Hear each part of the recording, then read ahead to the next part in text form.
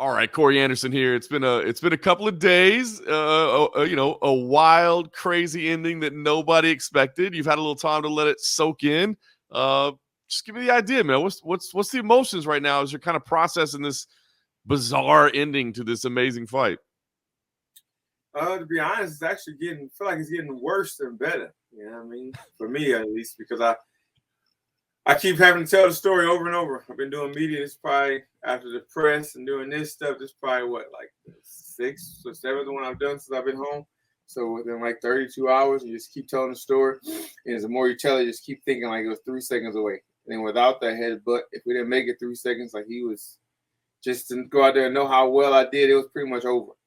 So I mean, trying not to get too emotionally invested and get fired up and get back to the gym and start going so hard and burn myself out before we even get back into camp. But like I was saying after the last interview, it's like he was apologizing for making me tell the story over, but it's just like it's part of the job, man.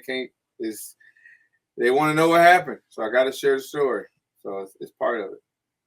Man, I imagine it's tough. All right, let's talk about the fight, like not just the ending, but let's talk about the fight itself because we knew it was going to be a tough fight. Obviously, he started out very well. I guess just talk to me about kind of the early stages of the fight.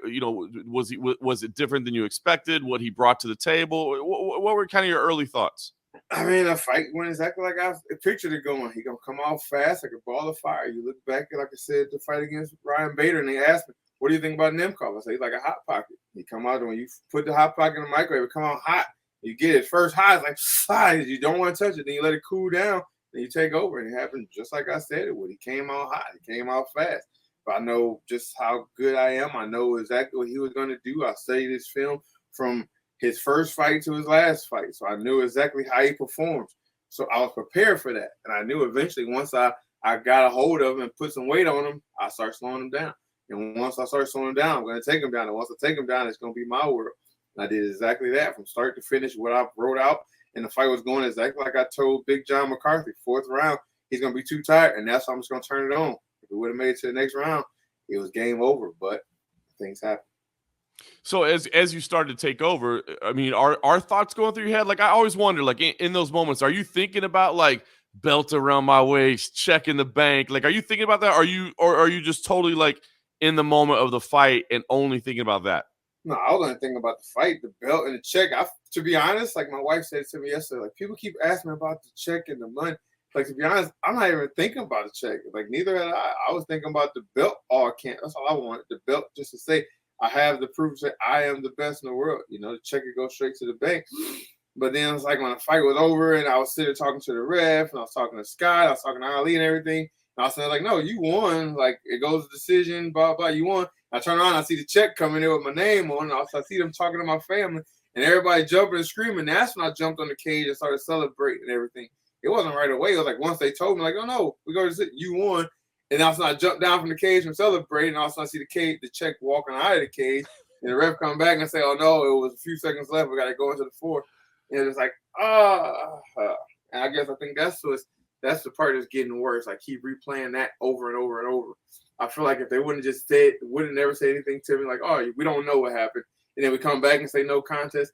I don't think it would have been as bad. But the fact that I got all my adrenaline high, I was super excited. Like, I'm the champ.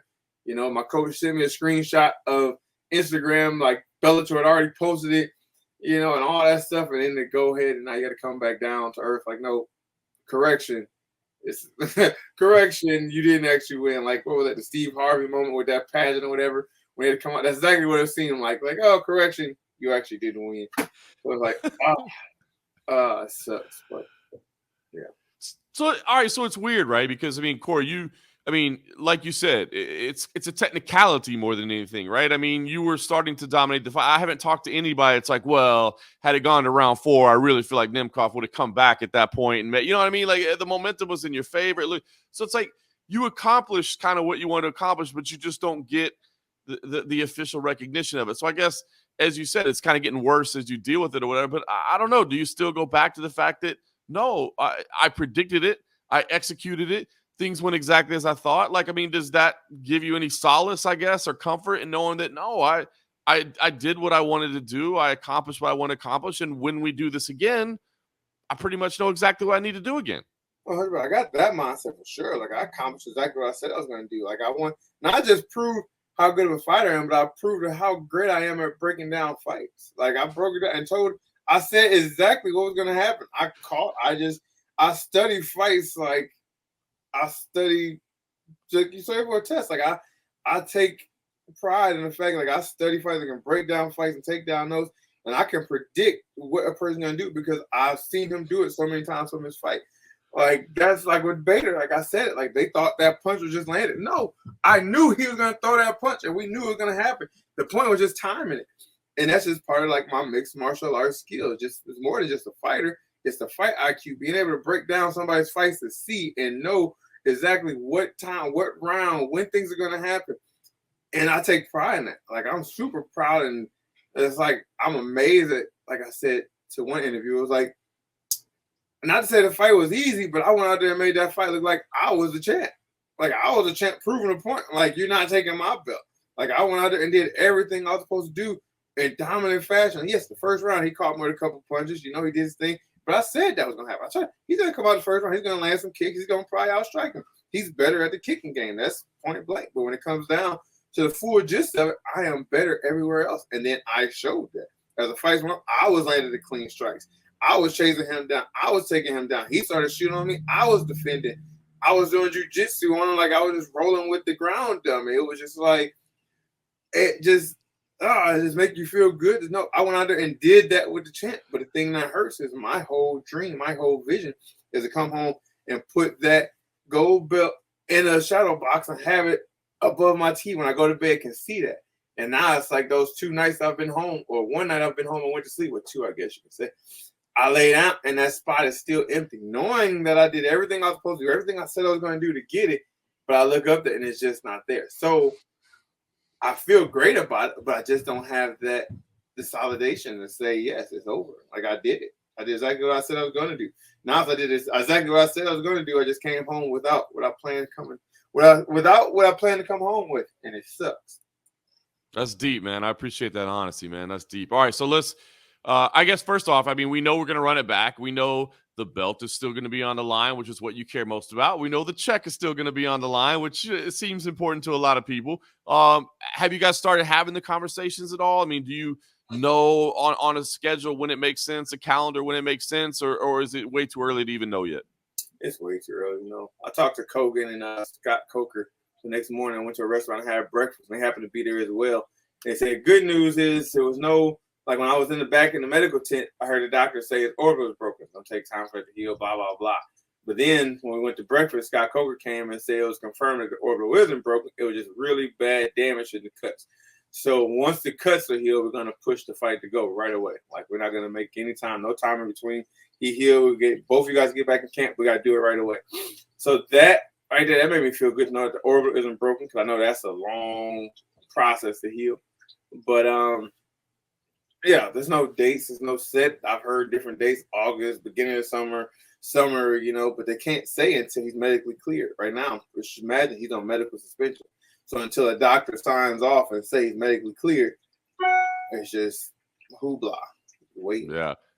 All right. So once we know that, and it may be too early to even say this, but maybe just as you're thinking about now, would you change anything in terms of your approach, your preparation, your strategy? I mean, it was like you said, you nailed exactly what was going to happen. So do you just go out there and be like, hey, we just do, you know, we pick up round 4 at that point, or do you kind of in your head go, man, if we'd have tweaked this, if we'd have known that, it'd have done better. What do you think? You just get ready to go again, or do you mix things up a little bit? Yeah, I said somebody, I'm gonna go out there and do it better, but somebody else said, how do you do it better, bro? Like, how do you do it better? I mean, I guess I could take less damage in that first round, you know, pop instead of slipping, block or do something, maybe grab him a little earlier. I don't know. But like I said, other than that first round, there's nothing really else to do different. Everything else was just, I did exactly what I was wanting to do, exactly what I was supposed to do. So I guess in a way, of course, the coaches are going to watch the film and they're going to find mistakes that I did and things that he did well. And we're going to make sure we drill those things so we don't happen again. But for the most part, just like all my fights recently, I'm going to stick to the same game plan. You know, the game plan is to go out there and wrestle. I said it all leading up to it. The plan is to go out there and get you down, ground and pound. That's it. You know what's coming. The problem is, can you stop it? So here's what I want to know, Corey, and I'll let you go because I know you're busy. I know you want to enjoy your family, but I'll ask you, I guess, I really appreciate your honesty in saying that, like, I'm proud of what I did, but I didn't fulfill the goal that I wanted to fulfill. You wanted to come home and have that belt. So I guess I've always appreciated your positivity, man. I've always appreciated your mindset, but it's clear that you're a little bit frustrated. So I guess, what is the mindset from here until then? Is it frustration? Is it anger? Is it happiness? I mean, what's the mindset from here until you get to run this back and hopefully bring that belt back to put it above the TV? It's a little bit of everything, but the main thing is determination. You know what I mean? You got your happiness. And wife keep asking you, like, how do you feel? Like, how does it feel? Like, how do you really feel? And I tell, like, I feel great. Like, I'm proud of what I did. But at the same time, you're just not happy with the performance. I'm happy with the performance, but I'm not happy with the performance. You get it? Like, I'm happy with what I did, but the performance as a whole. So I'm not happy with the fact that it's no contest. It feels weird that's a no contest. I did another interview. I was talking to somebody I was looking at. I think it was my man Curtis Blades. Somebody was watching the fight. When they announced his record, they said this, and one no contest.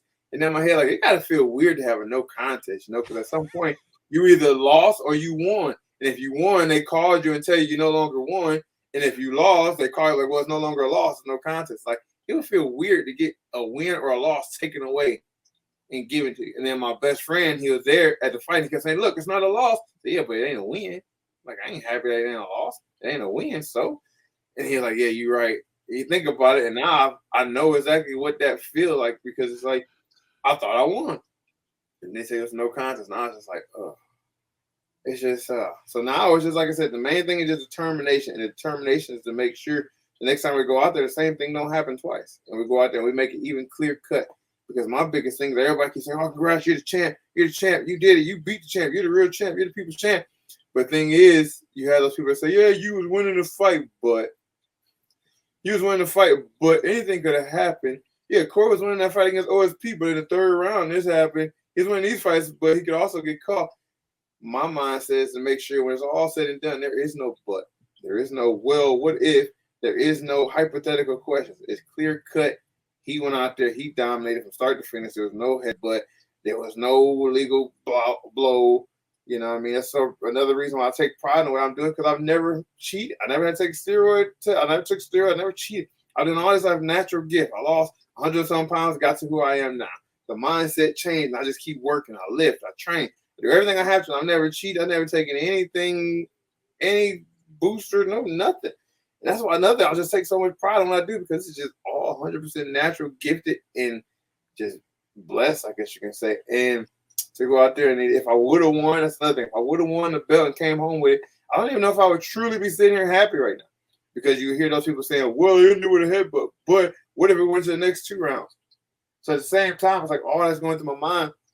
So I'm happy we got to run it back, because I can eliminate that but at the same time, it's like, but yes, I was winning.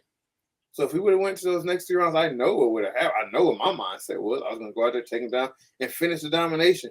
And I could have been undisputed champ, but now it's disputed because of headbutt.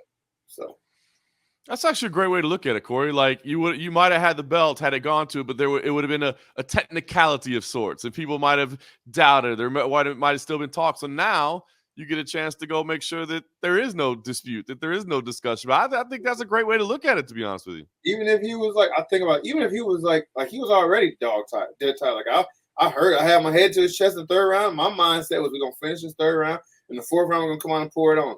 Like, I can hear it. Like, I can hear with my head. His heart was.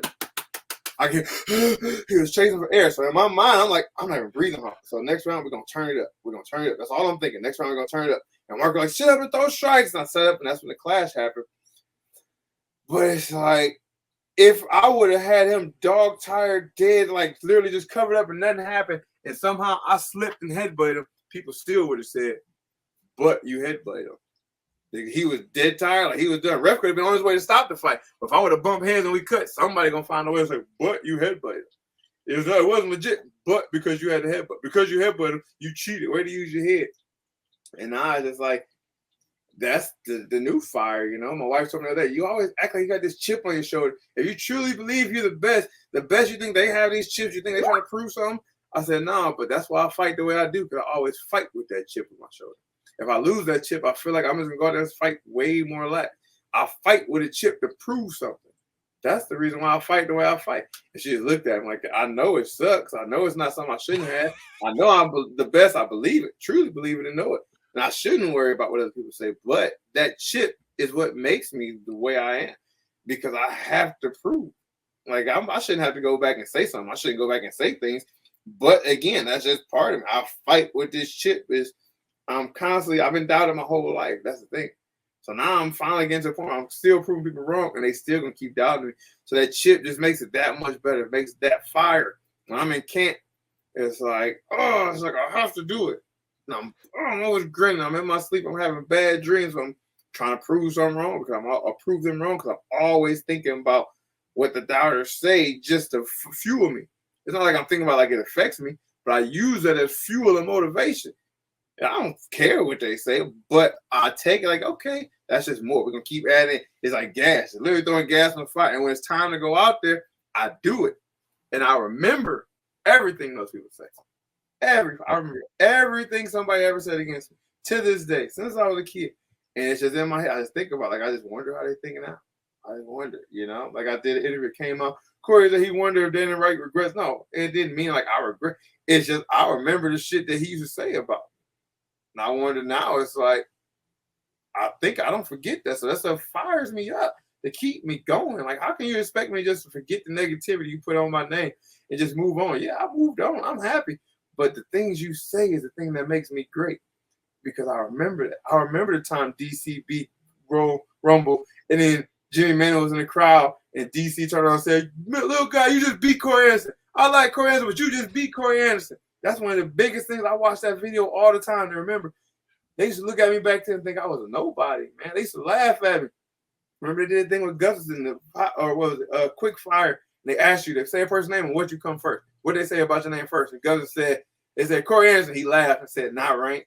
I was ranked 10th, but he looked at me like, Corey ain't nobody. I ain't worried about Corey. I watched that video. I still watch those videos, because look at me now. I let these people keep down. Talk about me. I love it. Keep talking about me. Say it. Keep saying it. Say my name 3 times like the Candy Man and watch me show up. Because I'm going to show up on fight night, man. And I'm getting fired or not, because I think about this stuff all the time. And that's why I push the way I push. People say, oh, don't worry about the negativity. Don't think about it. Don't pay no attention. I have to. I feed off of it. I study that stuff. I go to the comment. I put my name on Twitter and the hashtag just to see the stuff people say about me, just to fire me up, because that's just who I am. That's how I feel. That's how I go. I can't go off of just positivity and happiness. I need you to talk about me. If they talk good about me, I might fight horrible. You know what I mean? I remember going up between the Vader fight. I was so scared in that fight. And you know what got me going? When I walked on the stage and everybody booed me and said, you fucking suck, go home. I remember telling my boy, when they said that, it was on. I needed that. That's what I need to fire me up. I need negativity in my life. That's just how I feed myself. I love it, man. Corey, that's why I love talking to you, man. You get me motivated, man. You get me excited. Well, listen, man, I know you're busy. I know you got some more interviews to do. I know you got some time for your family, so you need to go do that. But listen, man, I'm looking forward. If anything, I think people are just going to be more fired up for this fight. Maybe they didn't, weren't tuned into it. Maybe they weren't sure it was going to be a great fight. Maybe they were down you. How does anybody not want to watch this fight the second time around? I know it's disappointing that you don't have that belt, but I think it's going to be a great fight. I think more people are going to just want to watch it this time around. Yeah, I hope so. If not, I'm gonna go out and do my thing. If nobody watched, nobody showed up, I'm gonna go out and do my thing regardless. So watch it or not, hate it or love it, like me or don't like me, I'm gonna be me. So I'm gonna show up on fight night. Know that. I love it. And just keep beasting 25-8, doing it overtime, and all the rest of it. That's it. Corey, thank you, brother, as always, man. I appreciate it, man. I know it's a busy week for you, but thanks for taking the time as always, man. And enjoy some time off, and we look forward to getting this thing rebooked. Sounds good, John. Take care.